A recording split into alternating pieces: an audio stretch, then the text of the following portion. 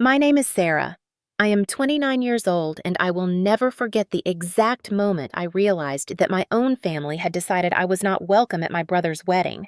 It was supposed to be an ordinary summer barbecue, the kind of event where folding chairs scraped across the lawn, plastic forks bent against potato salad, and the air smelled of smoke from the grill mixed with bug spray.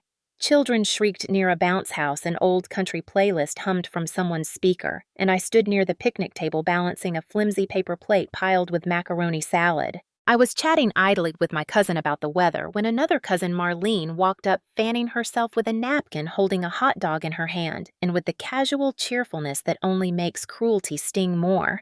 She asked, "So, are you flying out for Michael's big day, or just driving in?" I remember the way her words hung there, as if everyone else at the table already knew exactly what she was talking about. My brother's wedding. His big day. I blinked and tried to keep my smile from cracking. "What big day?" I asked, light as I could manage. Marlene laughed, tossing her hair back. "Oh, come on, don't play coy." "The wedding. Michael is finally marrying Emily. Next month, right? You must be so excited." Around me, I could hear forks clinking, see shoulders shifting. A few relatives avoided my eyes, others gave me pitying looks, and in that instant the truth burned through me like a sudden fever. They all knew. They had known for weeks, maybe months. And I, Michael's only sister, the one who had stayed in this family's orbit through every storm, was standing there with sweat dripping down the back of my dress, holding a paper plate of salad, and discovering I was the last to know. I forced a laugh, muttered something about checking on the deviled eggs, and slipped away toward my car, parked under the shade of a crooked oak tree. Inside, with the air conditioning blasting against my face, I set the plate aside and stared at the condensation streaking down the window. My hands were shaking, the kind of tremor that comes not from anger alone, but from humiliation so sharp it makes your chest ache. I replayed the scene in my head over and over. The tilt of Marlene's head, the way a few ants smirked, pretending not to notice my confusion, the silence that followed after my question. It was not just that I had been forgotten, I had been erased. I sat there in the car, feeling the heat seep through the glass, and the shame settled heavy in my stomach. For years, I had been the dependable one, the strong one, the daughter who did not cause trouble, who showed up, who paid bills when others faltered. And now, with one careless sentence over potato salad, I was made the outsider. My throat tightened. My eyes burned, but I refused to cry. Crying would make their label true. Dramatic, overly sensitive, always too much.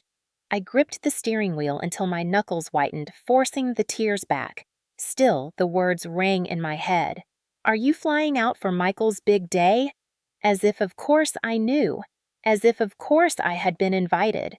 The betrayal cut deeper because it was so casual, so matter-of-fact, as if my absence had already been decided, and no one thought I deserved to be informed. I thought of Michael, my younger brother, the boy I once shielded from bullies, the man whose rent I once covered when he blew his paycheck on things he did not need. And now he was walking into a new life, a new family with floral arrangements and vows, and I was not just absent, I was unwanted. I leaned my forehead against the steering wheel and let the cold air dry the sweat on my face. I told myself to breathe, but the silence inside the car was louder than the chatter outside. Through the windshield, I could see my relatives laughing, passing plates clinking glasses. To them, nothing had shifted. To me, everything had. In that moment, a wall slammed down between me and the rest of them, and for the first time in my life, I understood what it meant to be truly excluded not by strangers, but by my own blood. I drove home from that barbecue with the taste of betrayal sharp as metal in my mouth. My hands clutched the steering wheel tighter than they needed to, knuckles pale, and every red light felt like another chance to replay every moment of the past decade that I had given to this family only to be cast aside. My father had died when I was barely 20, and overnight I became the second parent in a house that still smelled of his cologne. I cooked dinners when my mother was too numb to get out of bed. I kept the bills straight. I was the one who sat across from bankers and lawyers, even though I barely understood the words they tossed around. Michael was only 21, then a grown man by years, but still a child in every way that mattered. He was reckless, forgetful, and careless, but our mother adored him, always said he reminded her of Dad. And me. She would pat my hand and say I was strong. That was supposed to be my consolation prize. While Michael partied through college, I took double shifts at the diner to make sure Mom's mortgage payment cleared. When he forgot to pay his rent, I transferred money from my savings, the same savings I had built, hoping to one day go to graduate school. When he wrecked his car, racing down a county road, I was the one who signed the check to tow it and pay the mechanic. Michael got a new car within months. I got another lecture from Mom about being responsible. I remember one Christmas when Michael was showered with gifts, new watch, designer shoes, tickets to a football game. I unwrapped a sweater 2 sizes too big and a cookbook with half the recipes missing pages. Mom hugged me and whispered, "You're practical. You don't need much." Always the same refrain. Michael needed. I managed. Michael deserved. I endured. The hierarchy was invisible, but brutal. He was the future. I was the filler. Once I told Mom I was thinking of applying for an MBA program. Her laugh was soft, dismissive. "Why, sweetheart? You'll marry one day. Your husband will provide. Save your energy." I swallowed the hurt, pretended to agree, and the application sat blank on my desk until I threw it away. Another time when Michael forgot Mom's birthday, I organized the party, baked the cake, cleaned the dishes. Mom kissed his cheek for showing up late with a gas station bouquet, then turned to me and said, "Thank you for keeping us together." The words sounded sweet, but what they meant was clear. I was invisible glue, useful but never celebrated. That was my role, and I was expected to accept it. And I did, until that afternoon at the barbecue. The betrayal of being excluded from his wedding was not a single cut. It was the culmination of 1,000 smaller ones, the paper cuts of a lifetime where I was told to be strong, to manage to endure. Each memory on that drive home reopened itself like a wound. By the time I pulled into my apartment lot, my teeth ached from clenching. I stared at the brick facade of the building. I paid for myself, the little potted plants I kept alive on my balcony, the life I had carved out of scraps and exhaustion. For years, I had believed that if I worked hard enough, if I gave enough, eventually they would see me. Eventually, I would matter. But now I understood. My invisibility was not an accident. It was convenient. Excluding me from the wedding was not forgetfulness. It was deliberate. I was the easy one to erase, because I was the daughter, not the son. Because in my mother's eyes, men built families and women were expected to orbit quietly. I pressed my palm against the steering wheel and whispered to no one, "Not anymore." The words trembled, half a vow, half a prayer. 2 days passed before I dialed my mother's number. Not because I needed time to calm down, but because I needed the silence to settle inside me like a stone before I confronted her. The phone rang twice, and then her voice came through, bright, efficient, the same tone she used when speaking to cashiers at the grocery store. "Hi, honey," she said, as if everything in the world were perfectly ordinary. I could almost hear the soft swish of a dish towel in the background, picture her standing in our old kitchen with the faded curtains, phone tucked between shoulder and ear.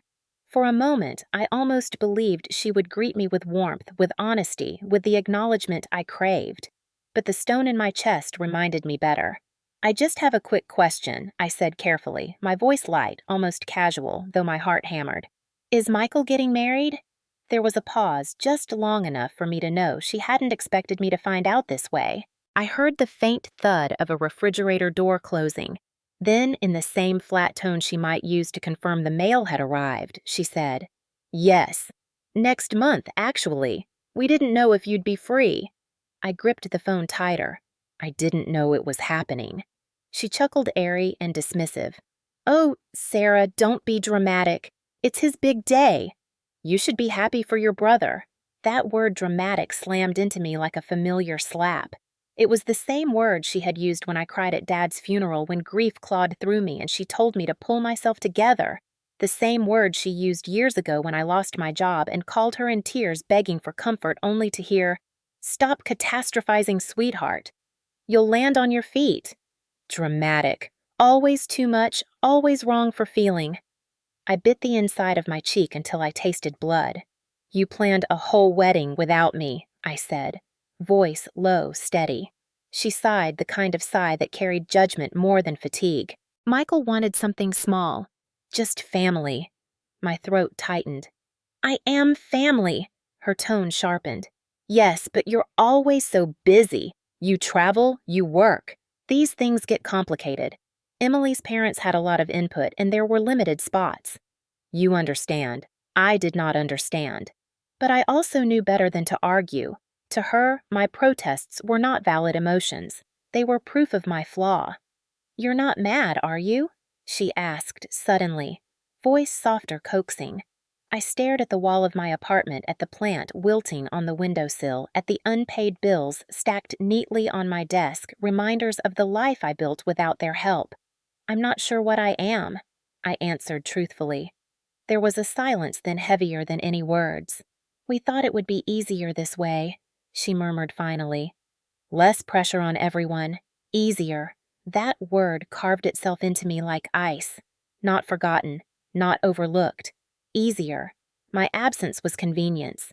My erasure was efficiency. I have to get back to work, I said, though it was Saturday and my laptop sat closed. All right, sweetheart, she replied, unbothered, already moving on, as if the conversation had cost her nothing. We hung up. I stared at my phone long after the line went dead, the echo of her voice still rattling inside me. The casual cruelty of it. The way she had dismissed my pain before I could even name it. I thought of Michael standing at the altar, Emily smiling, our mother dabbing her eyes in the front row, and me absent by design. Not a mistake. A decision. In that moment, something inside me hardened. A truth I had always suspected but never wanted to face settled like a verdict. In this family, my place had never been secure.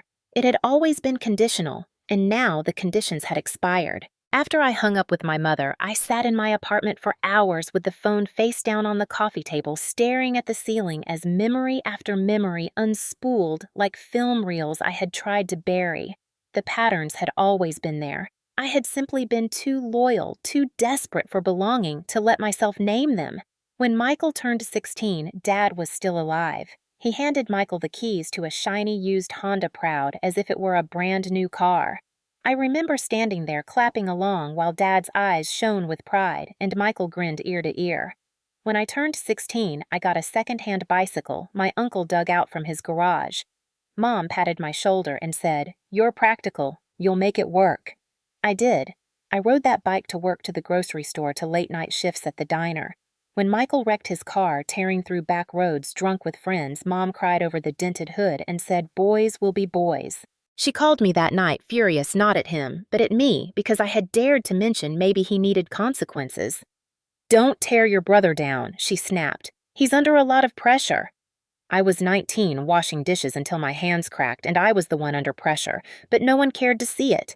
Later, when I landed my first real job at an accounting firm after years of scrubbing tables, I came home beaming, ready to celebrate. Mom smiled politely, then turned the conversation to Michael's new girlfriend, as though my accomplishment were a minor footnote. That same year, Michael failed 2 college classes, and she organized a special dinner to reassure him he was brilliant, just misunderstood. She invited the pastor, the neighbors, anyone who could shower him with encouragement. I sat in the corner, invisible. Over and over the imbalance repeated. I paid half the mortgage without being asked, transferring money I could barely spare, so Mom would not lose the house. She thanked Michael for being such a comfort during hard times. I mailed her checks for utility bills, sometimes my whole paycheck. She told me Michael had such a good heart for calling her once a week. One Easter, I brought home a homemade casserole after a 12-hour shift. Michael showed up late with takeout fried chicken. She raved about his thoughtfulness while my dish cooled untouched on the counter. Each slight was small enough to ignore if you wanted to. And for years I wanted to. I told myself I was imagining it, that love did not need to be measured, that one day my patience would be recognized. But the truth grew louder with each memory. When Michael forgot Mom's birthday, I threw the party, baked the cake, decorated the living room. Mom scolded me for making the cake chocolate instead of vanilla because Michael preferred vanilla. He arrived late with a wilted bouquet from a gas station. She kissed his cheek and said he was thoughtful. That night, after everyone left, I cleaned dishes alone, the garbage bag splitting open as I dragged it outside. My hands smelled of frosting and grease, and I realized no one had even thanked me. I told myself again that being strong was my role, that perhaps my reward was simply keeping the family intact. But what I really was invisible. And invisibility is convenient. You can lean on someone you do not see. You can exploit them endlessly without guilt. I pressed my palms over my face, sitting in my silent apartment, now letting all those old humiliations wash over me, each one another stone stacked on my chest. The wedding exclusion was not an isolated cruelty. It was the culmination, a decision years in the making, because in this family, Michael's failures were framed as growth. My sacrifices were framed as duty. He was the legacy. I was the scaffolding, and scaffolding by design is meant to be taken down once the building stands. The night after my call with Mom, I sat at my kitchen table with the glow of the street lamp bleeding through the blinds, and I stared at the unpaid bills spread across the surface. For once, I did not feel shame. I felt clarity. My entire life, I had carried them. I had been the safety net stretched thin under their recklessness, the invisible scaffolding that kept the structure from collapsing.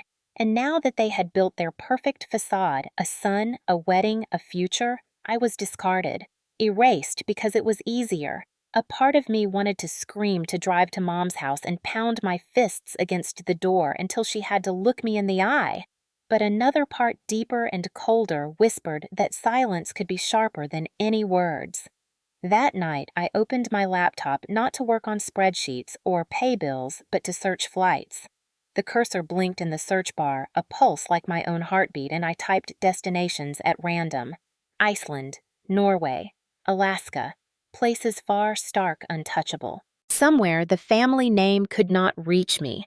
Somewhere I could watch their carefully constructed world without ever stepping inside it.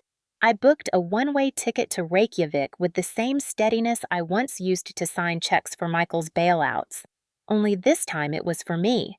No hesitation, no apology. The confirmation email arrived, and with it a strange lightness filled my chest. I imagined them rehearsing speeches, fussing over flowers, taking family portraits with me cropped out. Let them. I would not be standing there invisible. I would not be the ghost at the feast. I would be gone, deliberately absent, and in my absence, I would craft my own presence. My plan was simple, almost laughably quiet.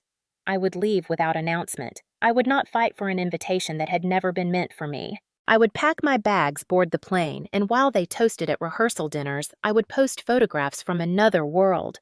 Black sand beaches, glacial lagoons, skies streaked with northern lights. Each image a reminder that I existed beyond their narrative, that I could not be erased so easily. I imagined my mother scrolling through her phone the morning of the wedding, pausing on a photo of me in a wool coat against a landscape of ice and fire, realizing too late that I had chosen to disappear on my own terms, that the silence she tried to impose on me had become my weapon. As I folded clothes into a suitcase, a calm settled over me, heavy and certain. I did not need to shout. I did not need to beg. Their erasure had handed me a gift freedom. All I had to do was accept it. I zipped the suitcase closed and set it by the door. For the first time in years, maybe in my whole life, I felt the faint outline of control. The cruelty of being excluded would not define me. My revenge would be absence chosen and deliberate, a mirror held up to their indifference. Let them feel the void. Let them choke on the ease of it. I would not be dramatic. I would not be difficult. I would simply vanish, and in vanishing, I would finally be seen. The week before my flight passed in a blur of quiet preparations. Each night after work, I came home, shut the blinds, and packed in silence. My apartment filled with the muffled rustle of clothes folding into neat stacks, the sharp click of toiletries tucked into bags, the muted thump of books dropped into a suitcase. It felt almost ceremonial, as though each item I placed inside was another thread cut from the web that had held me bound to them.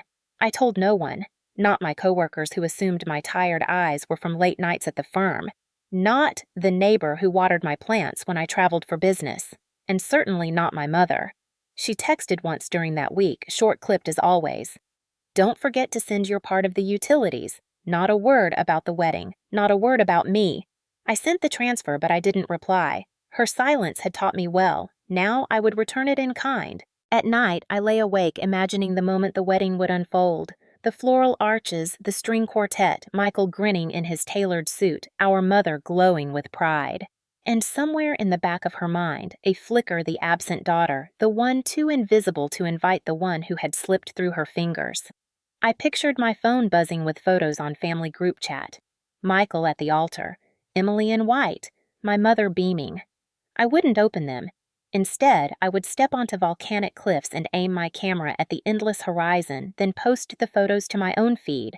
No captions, no explanations. Just proof that I existed outside their narrative. Proof that my life stretched wider than their small circle of approval. The suspense was almost intoxicating. Each time I zipped the suitcase, I imagined the day they discovered I was gone. The frantic call, the puzzled messages. "Where are you? Are you coming?" I could already see myself smiling at the screen boarding pass in hand, not answering. Silence was becoming my favorite language. 3 days before my flight, I stopped by the bank to withdraw cash. The teller handed me the envelope, crisp bills stacked neatly, and for a moment I thought of all the times I had pulled money from my account for them rent, for Michael mortgage, for Mom, repairs, groceries, endless small rescues. This time, the money was for me alone. I slipped it into my bag and walked out into the sunlight with a strange lightness in my chest. The night before I left, I sat on my balcony with a mug of coffee gone cold, staring at the streetlights glowing amber against the pavement. I thought of my father. He had never called me dramatic. He had looked at me once years ago after I stayed up all night helping him sort receipts for tax season and said, "You've got a head for numbers, kid. You'll go far." I held on to that memory as the anchor for everything that followed. He had seen me even if no one else did. When dawn broke pale and uncertain, I wheeled my suitcase down the hallway and locked the apartment door behind me. The click of the lock sounded final, like the closing of a chapter. I did not leave a note. I owed them none. At the airport, I moved through the security line with a calm so steady it startled me. Other passengers rushed, argued with children, juggled boarding passes. I drifted forward as though carried on a tide. By the time the plane lifted off the tarmac, my phone buzzed with notifications from the family group chat. I glanced once messages piling up chatter about flower arrangements and rehearsal dinners. I turned the screen face down on the tray table. Outside, clouds swallowed the plane, and I leaned my forehead against the window, letting the sky erase the last traces of home. The suspense of what was coming next throbbed in my veins. They thought they had erased me. They hadn't realized yet that I had written myself out of their script long before they picked up a pen. The morning of Michael's wedding broke crisp and bright, at least according to the photos that began to trickle into the family group chat. I sat in a cafe in Reykjavik, steam curling from a mug of bitter coffee, while my phone buzzed with images Emily in lace, her bridesmaids adjusting veils, my mother in navy satin. I almost laughed at the perfection of it. A tableau carefully staged, a performance designed for applause. And then not an hour later, the tableau shattered. It started with a single video clip shaky and rushed, posted not by family but by a guest. I recognized the venue instantly, the church I'd been baptized in, its arched windows glowing with sunlight. The video captured Michael at the altar, the pastor just beginning to speak when a woman's voice rang out from the back. Clear, steady, cutting through the hush. He shouldn't be here. He was with me last night. The camera swung wildly to catch her one of Emily's bridesmaids, her face pale, her hands trembling, but her voice unwavering. He told me he loved me, that he didn't care about this wedding. Gasps rippled through the pews. Someone tried to hush her, but the mic clipped to the pastor's lapel caught every word, amplifying it through the sound system. Michael's jaw clenched.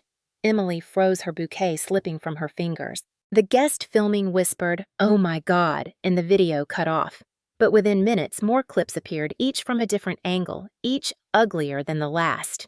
One caught Emily shoving Michael's chest, her veil trembling as she hissed, "Is it true?"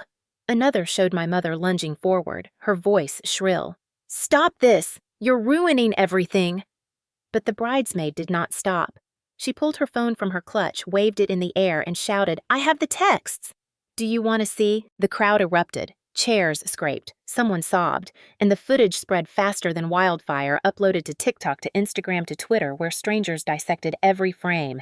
Hashtags bloomed, #wedding disaster, #run Emily run. I sat frozen in that cafe phone, buzzing non-stop, the quiet around me, at odds with the chaos unfolding thousands of miles away. Strangers at nearby tables laughed softly over pastries, oblivious while on my screen, my family unraveled in real time. One clip caught my mother collapsing back into a pew, face chalk white, while Michael barked at guests to stop recording. But the cameras only multiplied. Dozens of phones rose like a field of weapons, capturing every stutter, every tear.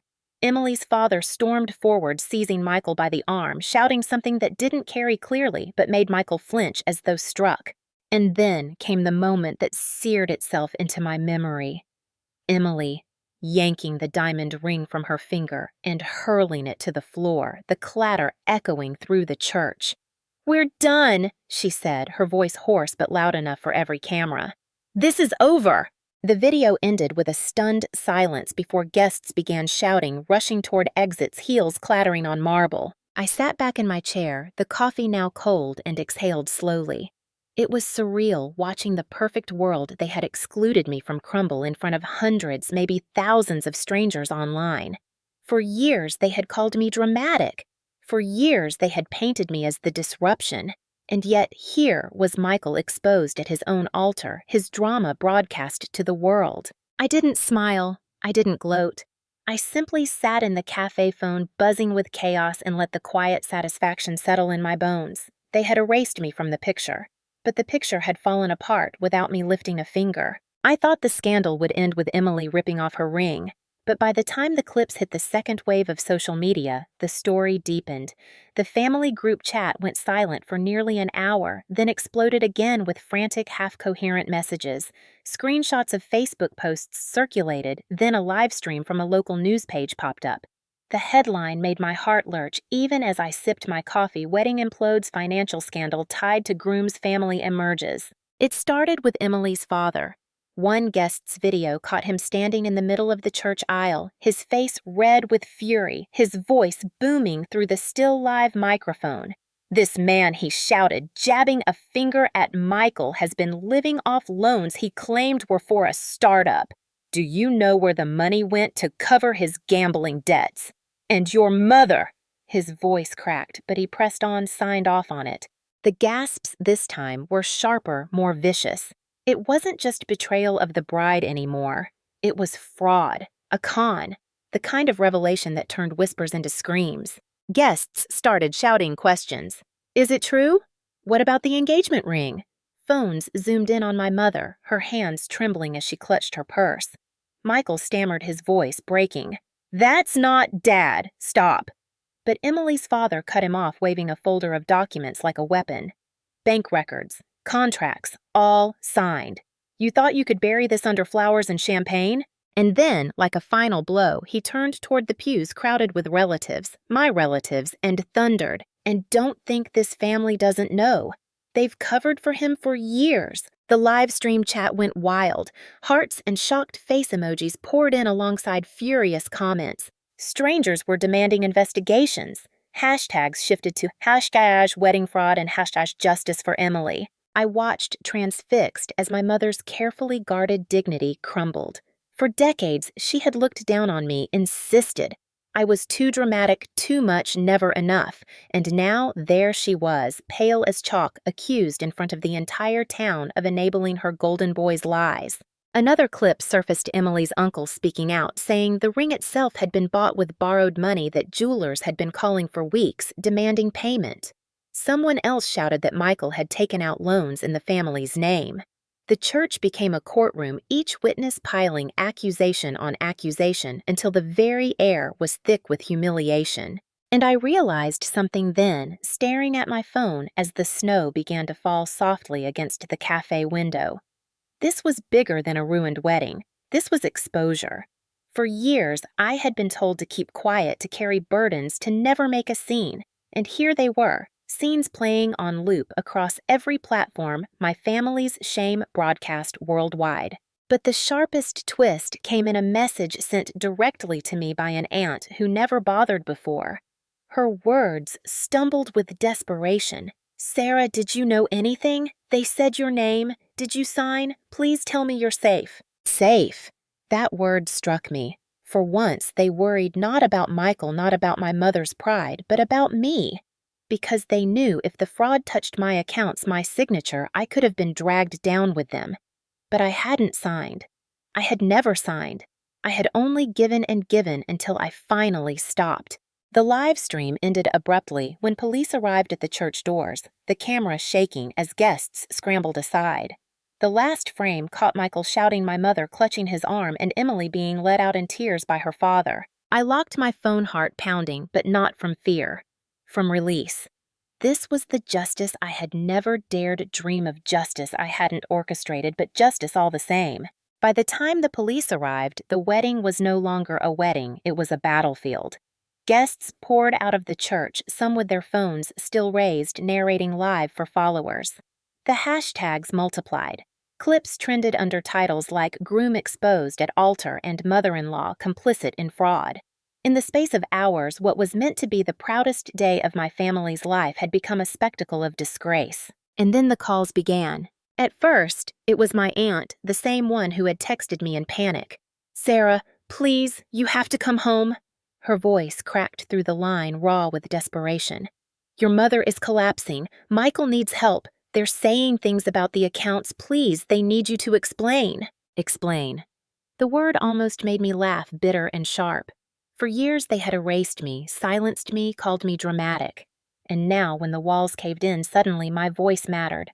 Suddenly, my existence was necessary. I didn't answer her plea. I let the call ring out, her voice swallowed by static. But more followed, my cousin nearly shouting over the line.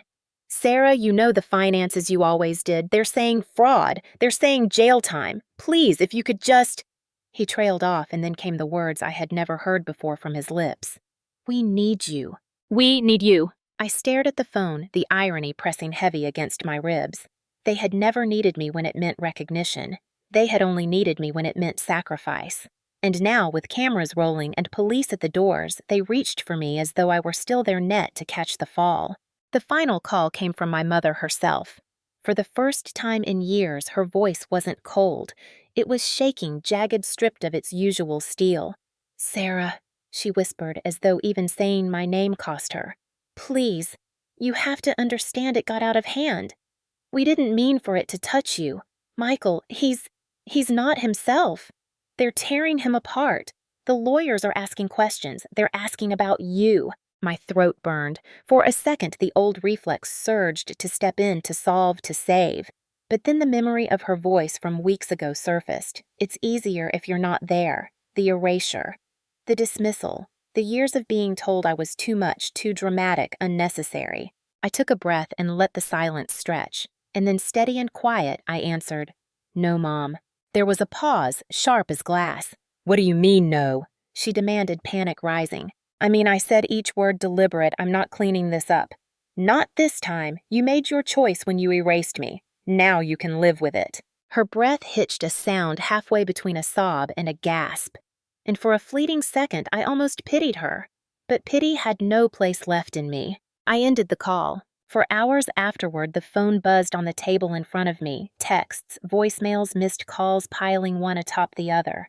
I didn't listen. I didn't reply. I sat in the quiet of the Reykjavik apartment I had rented for a month, listening instead to the faint hum of traffic outside, the wind rattling against the window, the steady rhythm of my own breathing. Justice hadn't come from me shouting. It hadn't come from me fighting. It had come from the truth tearing its own way to the surface, shredding the lies my family had wrapped themselves in. And now they wanted me back only because the ground had opened beneath their feet. But I had already stepped away. The next evening, as the sky dimmed to a bruised purple over Reykjavik, my phone lit up with one last call. This time it wasn't an aunt or a cousin. It was Michael. For a long moment, I let it ring, watching his name glow on the screen, pulse after pulse, until finally I swiped to answer. "Sarah!" His voice cracked ragged from shouting, or maybe from fear. You have to help me. They're saying jail, fraud. Emily's family is pressing charges. They've frozen my accounts. I sat on the edge of the bed, the quilt bunched in my fists. And what do you want from me? My voice came out calm, almost detached. You know the books. You can explain things. God, Sarah, you can fix this. You always fix things. His breath was quick, panicked.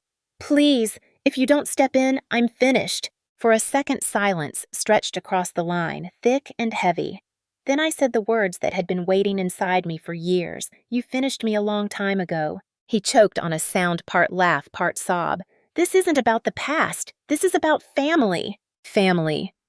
The word burned like acid. You mean the family that told me it was easier if I wasn't there? The family that cut me out of your wedding. You erased me. Michael, you let them erase me. And now suddenly I'm family again because you need a shield. I didn't mean. His voice faltered. You don't understand. They said you're the strong one. They said you could handle being left out. It wasn't personal. Not personal. My voice sharpened louder than I intended. It was my existence, Michael. My place in this family. You stood there and let them erase me from your life's biggest day. That's not just personal. That's who you are. On the other end, I heard him breathing hard, maybe crying, maybe cursing. So what, you're just going to sit there while my life collapses? Yes, I said simply. There was a pause long enough for me to hear the faint echo of voices in the background. Our mother's sobs, a lawyer speaking the muffled chaos of a house falling apart. Then Michael whispered, I never thought you'd turn your back on us. I didn't turn my back, I said. You shoved me out the door. You all did. I'm just refusing to come back in. The line went silent. For a moment, I thought he had hung up, but then came his last attempt, soft and venomous, all at once. You'll regret this, Sarah. When it's all gone, when the family's name is ruined, you'll regret not standing with us. I let out a slow breath, steady, unshaken. No, Michael. The only regret I have is all the years I spent carrying you. This time, you'll carry yourself. And with that, I ended the call. The phone lay heavy in my hand for a moment, then still. No more buzzing, no more pleading, just the quiet hum of the city outside, the muffled sound of music drifting from a bar down the street. I set the phone face down on the nightstand and leaned back, staring at the ceiling. For the first time in my life, I had said no and meant it. For the first time, their chaos wasn't mine to untangle. Justice hadn't been loud. It hadn't been violent. It was this, the weight shifting back to their shoulders, the burden no longer mine. News traveled faster than even scandal could. By the next morning, every major local outlet had picked up the story. Headlines blared across my phone screen, wedding turns into courtroom drama. Community leader's son accused of fraud. Family empire in ruins. Clips of Michael's meltdown at the altar replayed on loop, spliced with commentary from journalists who barely concealed their glee. Analysts on morning shows dissected the financial records Emily's father had waved in the air, pointing out discrepancies, speculating on jail time, warning about IRS investigations. Hashtags that had started as jokes hardened into a call for accountability. How fraud. At the altar had justice for Emily. The fallout was merciless. Michael's employer announced his suspension pending investigation. Vendors pulled contracts. Even his closest friends unfollowed him online, their silence louder than any defense. My mother, once so careful about her reputation, became the subject of op-eds questioning how a parent could condone or enable such deceit. And then, the legal notices began. Screenshots of subpoenas spread through the family chat, though no one dared tag me this time. The district attorney's office confirmed they were reviewing the case for possible fraud and misrepresentation of funds. The word felony appeared in bold letters on more than one headline. I read it all from the quiet of my Reykjavik flat, the snow outside softening the city into silence. My phone buzzed constantly, but not with pleas anymore. Just updates, news links, bitter commentary from relatives trying to make sense of the unraveling. No one asked me to step in. They knew my answer. One particular clip stood out. Michael and my mother leaving the courthouse flanked by lawyers, their faces pale, their eyes darting from camera to camera. Reporters shouted questions. Did you falsify documents? Who signed the loans? Is it true you used Sarah's name? At that, My mother stiffened, but Michael pushed through his lips pressed in a tight line. For a moment, fear prickled at the base of my neck. Had they tried to drag me into it after all? But the reporter's own follow-up quelled the fear Bank confirms Sarah refused to co-sign. Proof. My absence, my refusal, my silence had protected me. The net that once held them had vanished, and now they were falling with no one to catch them. Online, the humiliation grew. Strangers posted memes of Michael dropping to his knees at the altar, captions mocking his downfall. Someone edited a montage of my mother's frantic shouts into a viral TikTok sound. Their pride, their image, their untouchable facade shattered in 1,000 looping clips. And the family who once scoffed at my invisibility now wished desperately that I had remained invisible. Instead, my absence screamed louder than their presence. People asked, where was the sister commenters speculated about me? Some imagining I had been complicit, others painting me as the wise one who saw through it all. I didn't correct them. I didn't explain. Silence was still my weapon. Days later, an email arrived from a lawyer representing Emily's family. Formal curt, it confirmed that no financial liability touched me. I read it twice, relief sinking into my bones. I was free. Free in a way my family had never allowed me to be. Meanwhile, Michael's wedding trended not as a celebration, but as a cautionary tale. Parents whispered at PTA meetings.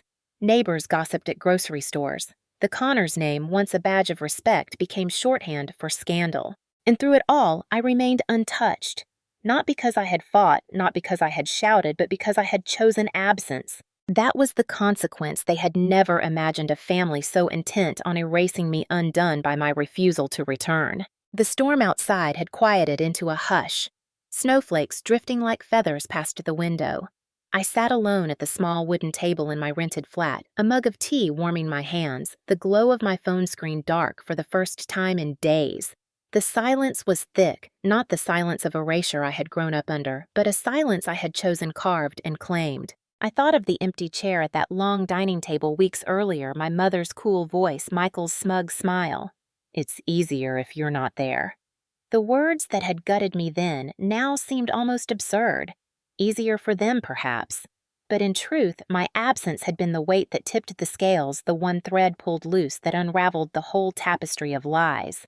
For years, I had been the invisible scaffolding of that family paying bills, keeping peace, swallowing pride. I had told myself it was loyalty. I had told myself it was love. But loyalty without respect is slavery, and love without recognition is nothing more than exploitation. It took being erased completely for me to finally see the truth. I was never invisible. I was essential, and without me they crumbled. I stepped out onto the balcony, the Icelandic air sharp and clean in my lungs. Below, the city moved at its own quiet pace, indifferent to my story, untouched by my family's collapse. For the first time in my life, I felt small in a way that was comforting, not crushing. Small, but free. The phone buzzed once more on the table inside another call I wouldn't answer. I let it ring out, the sound fading into the distance until only the wind remained. I didn't need to hear more apologies that weren't apologies, more pleas that were really demands. Their chaos was no longer mine to bear. Instead, I opened a notebook I had bought my first day here.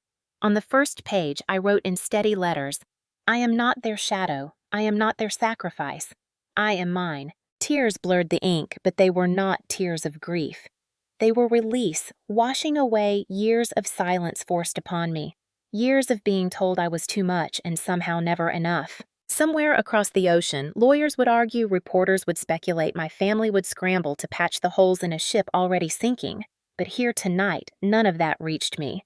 Here tonight, justice was not a courtroom verdict or a headline. Justice was this, my peace untouched.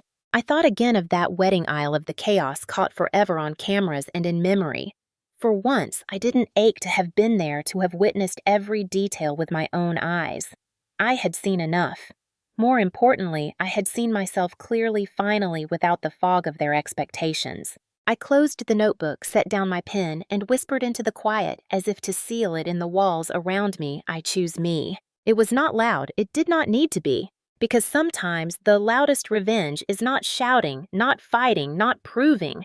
Sometimes the loudest revenge is simply walking away and letting the silence speak for you. And in that silence, I was free.